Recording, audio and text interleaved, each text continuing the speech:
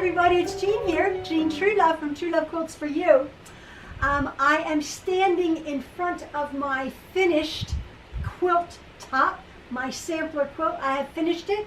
I was telling you in one of my last videos that I have the opportunity to hopefully be entered into a local quilt show, the Pennsylvania Quilt Extravaganza.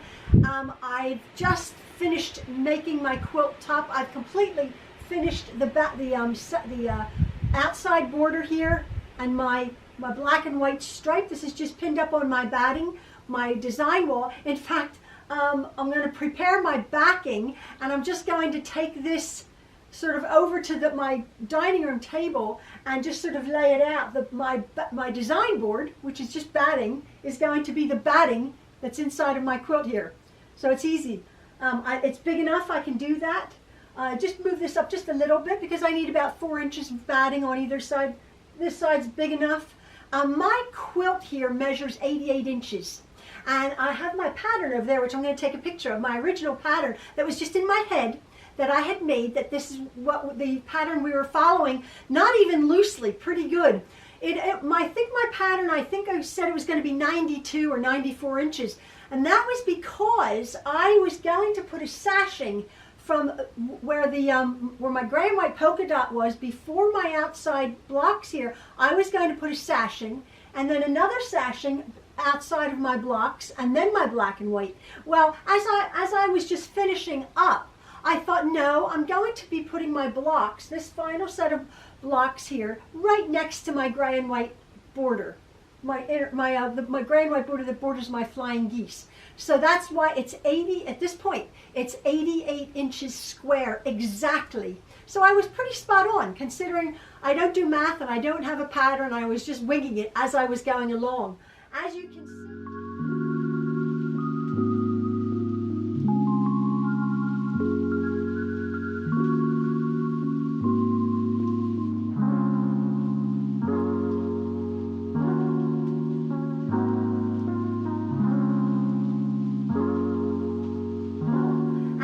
see, my 4 corner hearts here, down here, and all the corners have sort of been right in the corner because, again, I had to sort of figure out the size of this white sashing here. I put my 9 blocks together on all of the sides, my top 9, my side 9, and my bottom 9, with 2-inch sashing. Because I told you I'm sort of stopping my block party sort of at this point because I'm at a deadline, and I've gotten hundreds of lovely comments saying, go for it, Jean. Not one of you said, was upset. Every one of you has been a real support. Go for it.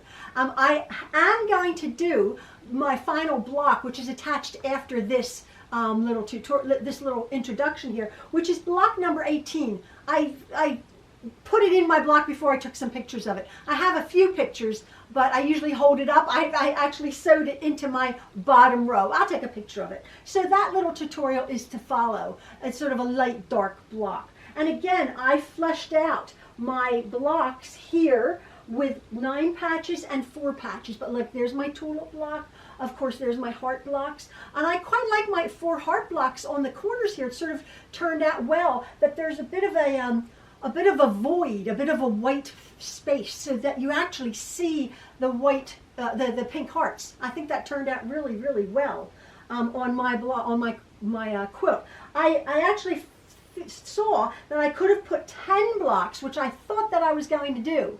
I thought I was going to be putting 10 blocks on the sides and the top and bottom with a smaller sashing. But again, I quite like the larger sashing. It sort of gave my quilt a little bit of air coming out. And then just my 2.5-inch black and white border. Now, I don't know what color binding I'm going to be doing, and I'm trying to still figure out what kind of free motion quilting or straight stitch quilting that I'm actually going to do on my quilt. Now, if you've ever been to a quilt show and have seen a quilt like this, the caliber of quilting, the actual quilting stitches, is shocking to me. Shocking, shocking, shocking. Like the flying geese would have curly cues and all sorts of decorative stitching. Quite a lot of of quilting stitching. The more quilting stitches, and I've mentioned this before, the more quilting stitches on a quilt, the stiffer your quilt is, and actually the less warm it is, because again, the looser your actual quilting is, the more air can circulate between the backing, the batting, and the top. So it's warmer and fluffier and softer. So since this is going to be a bed quilt at the end of the day, when I take it, when it comes back, if it's accepted in the quilt show, I don't want to be doing a whole bunch of intricate stitching. Plus that would take me a long time if I'm going to be treating each one of these blocks as like its own little masterpiece, like the quilts in the quilt shows. They're unbelievable. It would take me a long time, and I don't want to do that. And so I'm just going to be quilting it however I want to quilt it, which I'm not quite sure. My Dresden plate is giving me the most, not cause for concern, but the most thought. I might just literally just bring out, like I was saying that I was going to do, bring out my straight stitching, and then from the fans on there with some painter's tape to keep it nice and straight, and then do something, maybe even a little circles, which I'm famous for, my circles, right? My circle quilting in between those straight stitches, because you will look at that Dresden plate. I am going to free motion quilt around my 4 applique corners here, and then probably just in my applique, just tracing that, echoing the design. But I'm not quite sure what I'm going to be doing in the blocks. Again, it's very important that I quilt my quilt the exact same distance away on the entire quilt, or sometimes you can, if you don't, you can get a bit of a sag or a bit of a puffy area that looks that out of place. So if I quilt it every 1.5 inches in there, in my Dresden, I will have to quilt the whole quilt every 1.5 inches. Just makes it a little bit nicer and hang a little bit nicer. But here's my finished quilt top. Again, this is going to be block number 18, my little dark and light block there that I've done. So this is where I am. I'm just going to ready this now for my backing, and I'm going to be pin basting it together. And a lot of people, or not a lot of people, but some folks have said, you know, can I show the basting and the quilting? Well, I'm not going to, because I have a deadline, and also on my 2018 and my 2019 block party, you see me pin basting my quilt, how I ready my quilt, how I ready my backing, how I use my tables, how I use my pins. People can spray baste. I don't do that. I pin baste. People can thread baste, needle and thread baste their quilts. I'm going to be pin basting this on my tables, and I'll probably just for entertainment put my video down, and when I get my quilt all established on my sewing table, and however I'm going to quilt it. I might just take a few pictures of it being quilted, and then I have to enter it into the quilt show. Again, this is a juried quilt show. Everybody's like, oh yeah, enter it, enter it, enter it. I might not be accepted. You have to send in your photographs with your entrance fee, and then they actually either choose you or not. You either get an acceptance or a not acceptance letter back. So my quilt might or might not be accepted. So whatever. But I am going to finish it, and I have to do that before August the 16th. That's photographs, that's labeled, that's a hanging sleeve, that's completely bound, quilted, finished, everything. If they accept it, then I send it. Fortunately, the place that I send it to is not far from here. In New Hope, Pennsylvania. That's where the main headquarters are, main office, I should say, of the Quilt Association. So fortunately, won't be that much money to send it. But they tell you how you box it up. So this is my quilt. I have finished it. I just think it's so pretty. I love it. I love it. And it's my Dear Jean quilt, my Dear Jean / YouTube quilt, and I have to write a little story about it. So I will share that with you.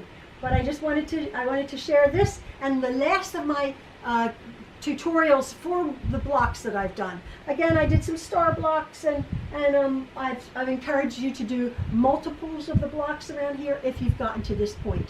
Again, I used a 2-inch sashing here, and this sashing was a little bit different. This was about 4 inches, and this was about 3 inches, this sashing here. I just sort of made it fit. Not quite, it's not quite the same, but it's okay. And then I am going to do something fancy on my hearts. But I like the fact that my 4 hearts are in the corners. I think that sort of separates it and sort of frames my quilt. So yeah, so this tutorial to follow is block number 18, and then you'll see how I did that light dark block. So wish me luck, folks, because I now have to quilt this beast on my Juki. Probably I have to clear away my table, set up my table to the side, because it is going to be a big quilt, although not quite as big as I thought it was. But according to my original design, which I did over 6 months ago, it almost looks the same. So what I had in my head has materialized, and that's made me very happy. And it's made me very pleased to share it with you guys. All right, folks. Thank you ever so much. And as always, love from the True Loves. See you.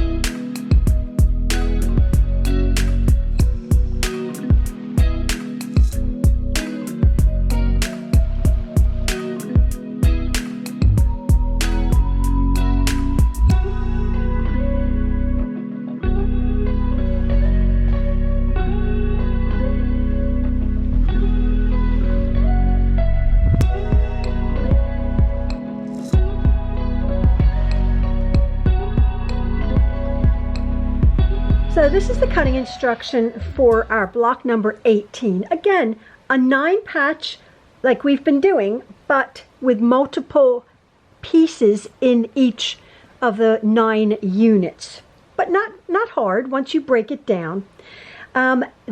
We have 2 high contrast fabrics here. You absolutely need a light and a dark fabric. And we are cutting these exactly the same. As you can see, I've placed them on my board exactly the same. Fabric A, you are going to be cutting fabric A and fabric B. I'll just do that. You're going to be cutting 1 2.5 inch square. Then you're going to be cutting 2 each 2 7/8 inch squares. We're going to be subcutting these. We will have 1 triangle left from this unit here, but that's okay. And then we're going to be cutting from both fabrics 2 each of a 3 1/4 inch square.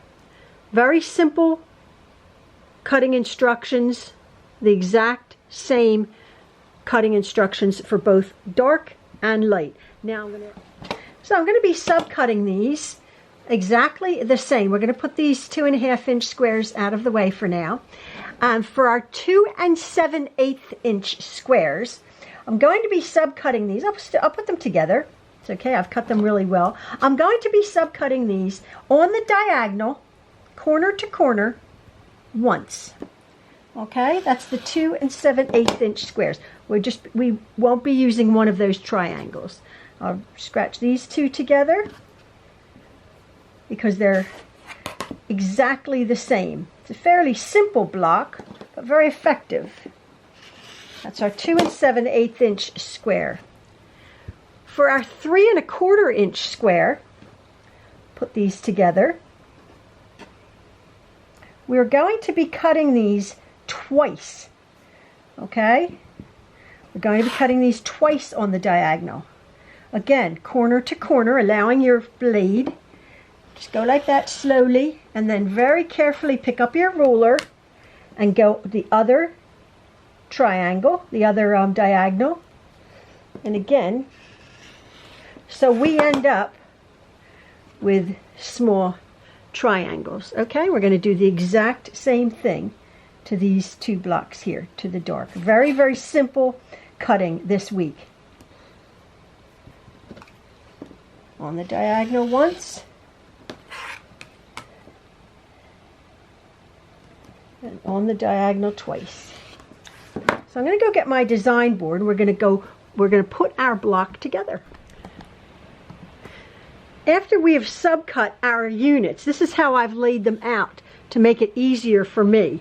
We have our just 1 each 2.5 inch squares, and then we have 8 small triangles light, 8 small triangles dark, 4 larger triangles light, 4 triangles dark. This is how I'm going to lay out my block. We're going to take a dark square, 2.5 inch square, and then we're going to take 2, 1, 2, 1, 2, a light and a dark smaller triangle, and we're going to place them like this. Again, there's no seam allowances here, but we get an idea of what our block will look like. Okay, then I'm going to be making I'm going to be taking these half square triangles, a dark and a light. And there's our 1, 2, 3 for our top row. Again, we're taking 2 smaller triangles light, 2 smaller triangles dark, and we're configuring them this way for our second row. Points in, point in, point in, like that. Another half square triangle dark, another half square triangle light. Okay, for this block we're taking 2 more light triangles, 2 more dark triangles. We're configuring them this way. Points in, points in.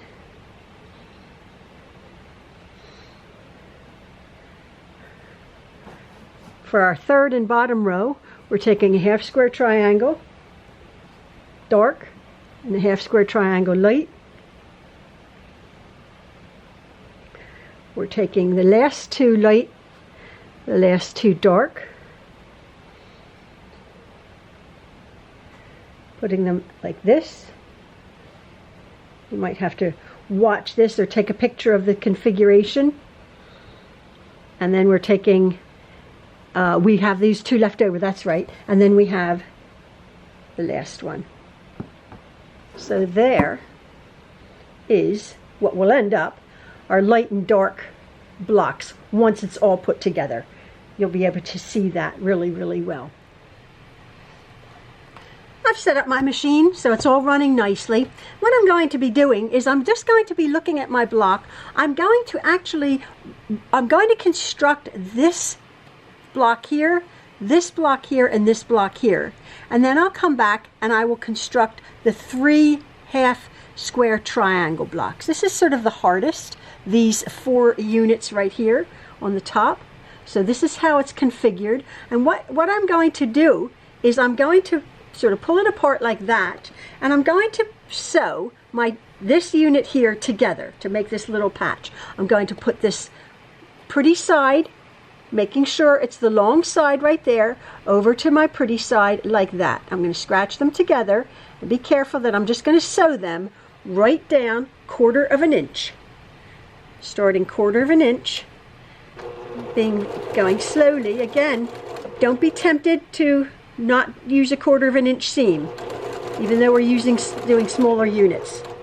And like last week when we used smaller units, I have shortened my stitch length just to make it a little bit easier.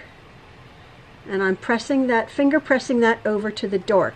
That little sort of made sort of a triangle there. I'm going to do the exact same thing here. I'm putting this unit over to there, and I'm going to sew on that line, that seam there.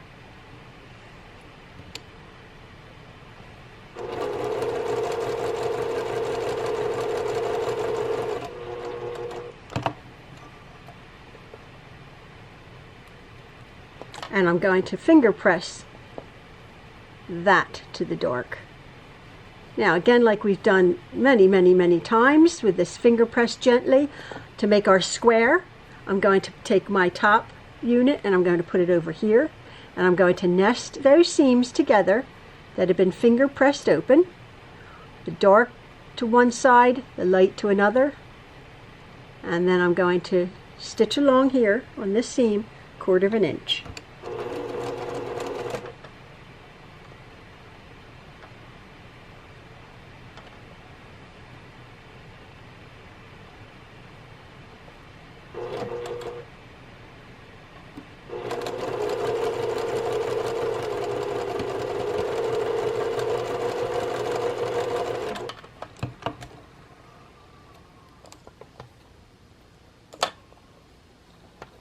There is our little unit. I will go over and iron these when I'm ready to put my 9 patch together. I'm going to grab this center one and I'm going to do the exact same thing for the last, this one and that one. I'm going to separate them, figure out how they go. This seam here and this seam here. Pretty sides over. I'll just stitch them, sew them together.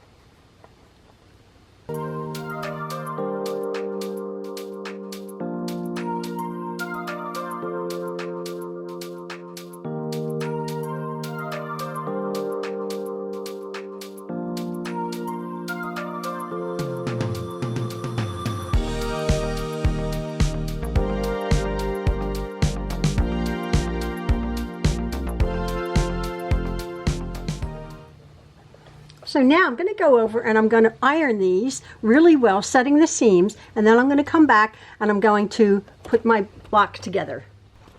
I have my blocks, my units, all nice and ironed. What I am going to do at this point, because there's so many seams and because I want to be able to get this, hopefully this nice sharp line between dark and light, that's how it's sort of going to end up being, I'm going to square up each one of these units. Now that one's a perfect 2.5 inch square. These all are going to be, I'm going to try to make these all a perfect 2.5 inch square little unit here. That will be cutting off my dog ears, that will be trimming them all up really nice, so I have a nice clean 2.5 inch square.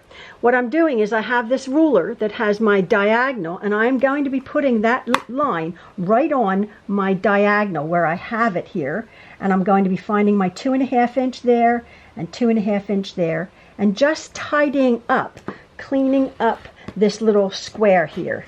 I think that's going to make the world of difference. It's amazing how much these little shreds can get into your seam, and if you take them off, just how nice your block's going to turn out.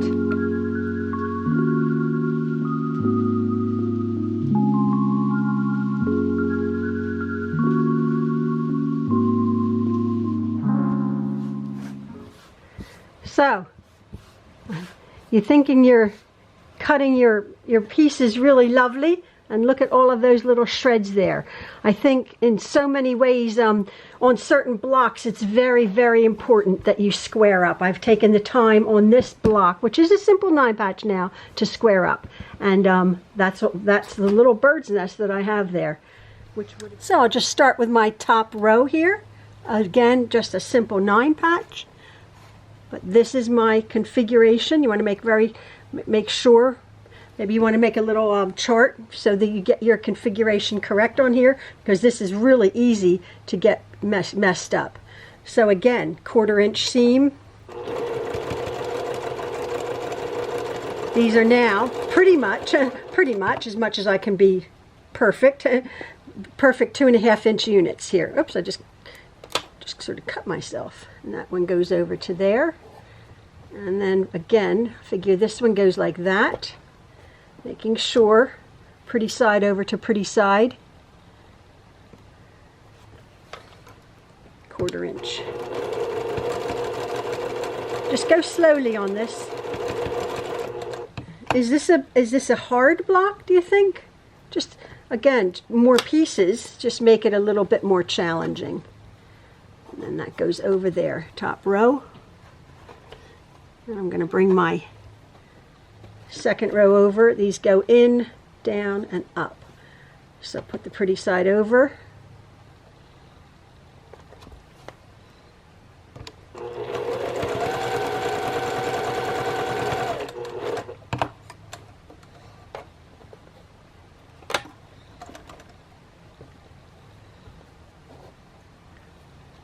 And then like that.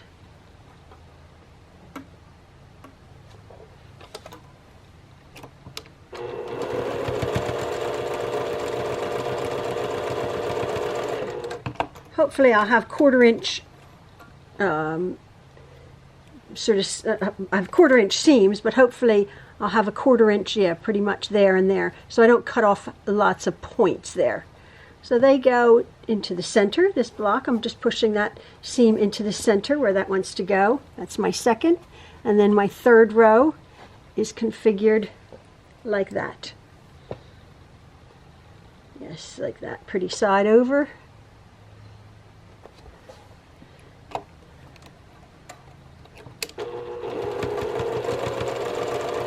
Oops. My thread's getting all... There we go.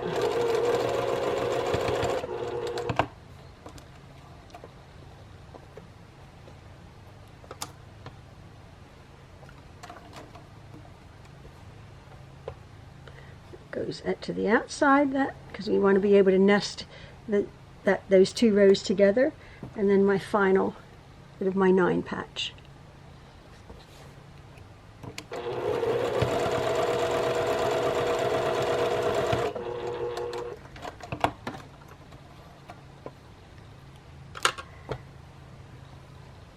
Now I am going to go over to my ironing board and I'm going to press these really well before I nest these 4 and just make a simple 9 patch then. We're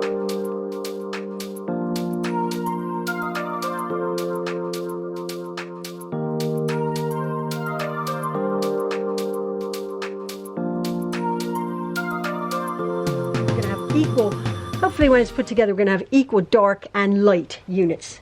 So I'm going to go back and I'm just going to construct my 9. I'll take my top row and my center row, and what we're going to do is we're going to put the pretty sides over. I have a 1/4 inch here, 1/4 inch seam there. I'm going to put that pretty side over there because our seams are going the opposite direction. Hopefully they will nest together well.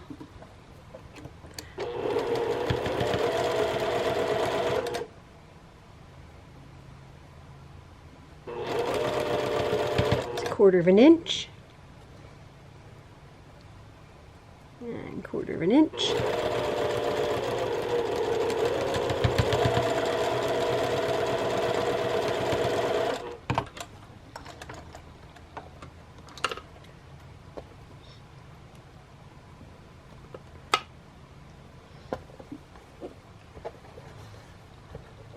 Yeah, it's pretty good. It's really quite nice actually. And then my bottom row, which goes like so.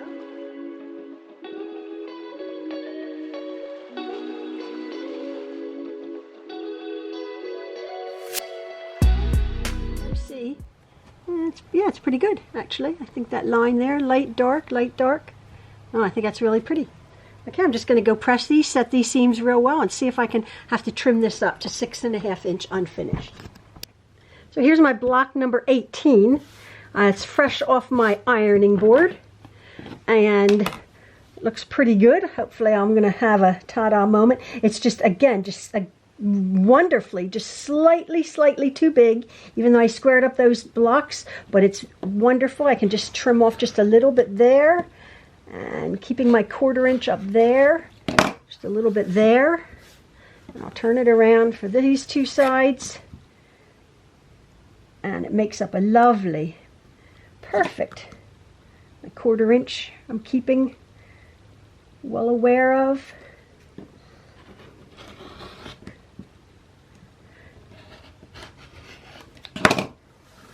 And there is my lovely light dark block. I think it's pretty, that line's pretty good. Pretty good. Now, it's very, very important, obviously, that you keep the configuration of this block. Is it an easy block? It has a lot of pieces in it. But again, it ends up just a 9 patch. But I did have a ta-da moment. I'm very pleased. The most important part of this block is what? You're trimming up your units here. You know, a lot of the 9 patches we haven't trimmed up. I think maybe an expert, incredibly professional quilter would always trim up their units. I don't find the need to for 9 patch. This one, absolutely. I absolutely think it's imperative that you trim up your units here to match your 2.5 inch squares. And then, as you see, I get a pretty good 6.5 inch unfinished, 6 inch finished block. Light, dark. I like that. All right, folks, I hope you enjoyed this tutorial. This is perhaps a more of an advanced beginner block, but you guys can do it. All right, love from the True Loves.